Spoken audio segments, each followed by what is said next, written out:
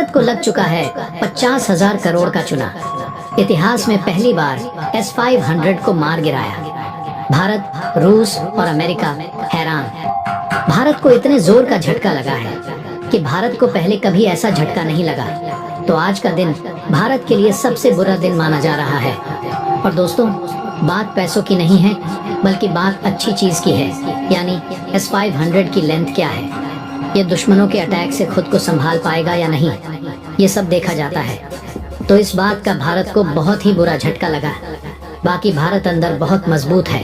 तो आइए जान लेते हैं कि ऐसा क्या हुआ जो S-500 बुरी तरीके से चकनाचूर हो गया, और इन तीनों देशों को इस S-500 से इतनी ज्यादा उम्मीद क्यों थी कि यह सिस्टम दुश्मनों की कई किलोमीटर दूर से बैंड बजाकर रख देगा। भारत को ऐसा लगता था कि यह सिस्टम हमारा नाम दुपर से ऊपर लेकर जाएगा। तो आइए जानते हैं इन सारे सवालों के जवाब। तो चलो शुरू करते हैं।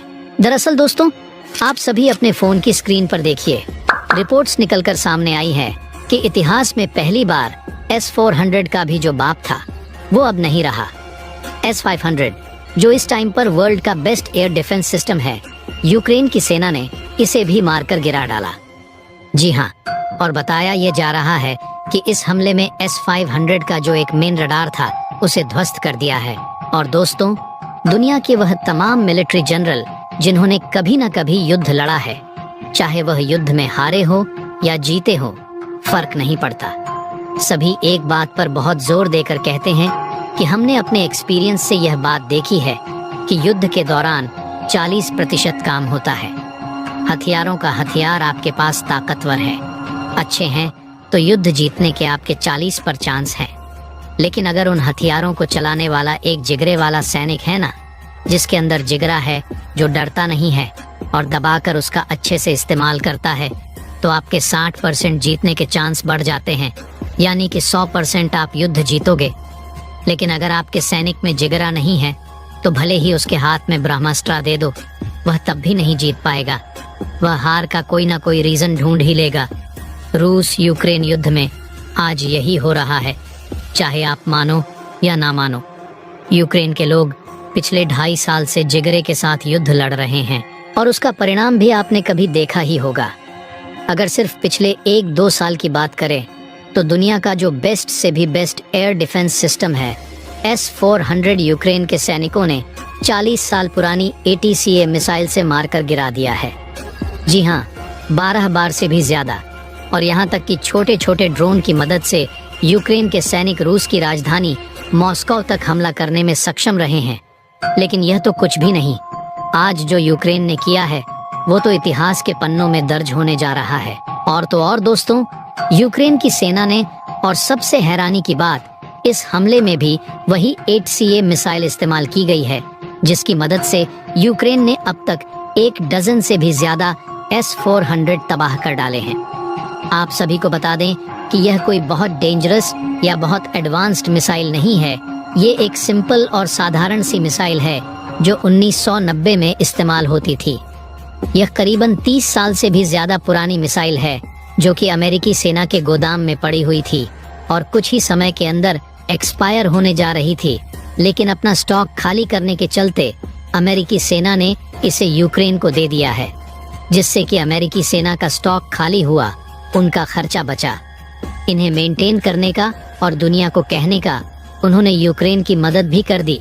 लेकिन अमेरिका को भी अंदाजा नहीं था कि यह 30-40 साल पुरानी मिसाइलों से यूक्रेन के सैनिक यह कारनामा कर दिखाएंगे, जो आज तक अमेरिका के अरबों डॉलर के हथियार, चाहे वह इनके डेंजरस लड़ाकू विमान हो या डेंजरस मिसाइल्स हो, यह भी नहीं कर पाए हैं।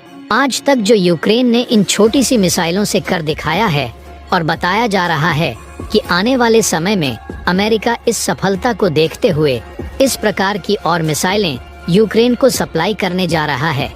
वहीं यह जो खबर है ना, इसको लेकर अभी कंफर्मेशन रूस की तरफ से नहीं आई है।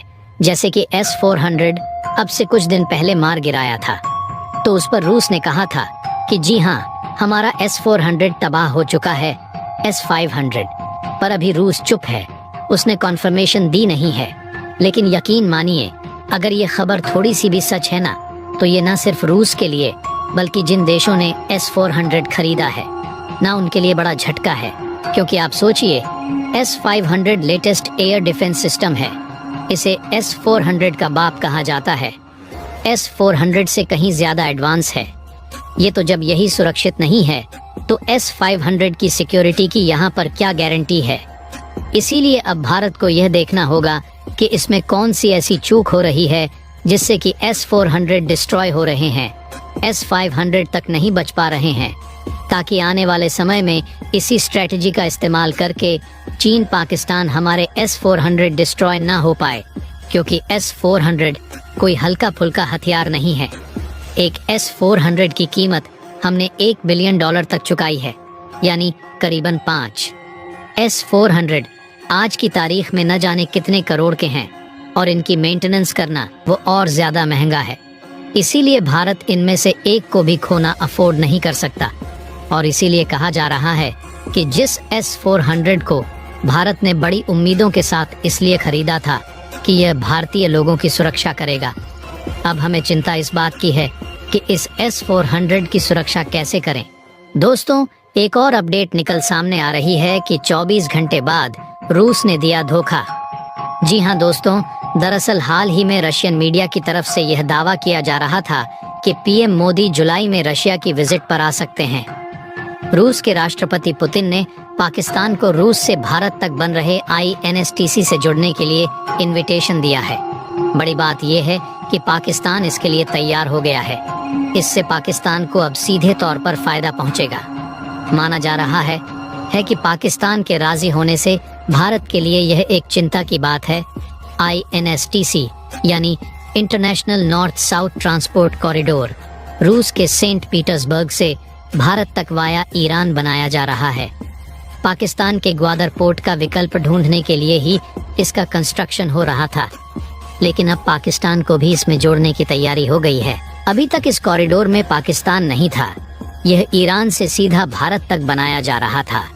यह योजना 7200 किमी लंबी मल्टी ट्रांसपोर्टेशन नेटवर्क की योजना है, लेकिन अब इस पूरे मामले पर पाकिस्तान की भी एंट्री हो गई है। इस मामले की जानकारी खुद रूस में पाकिस्तान के राजदूत खालिद जमाली ने मीडिया से बात करते हुए दी।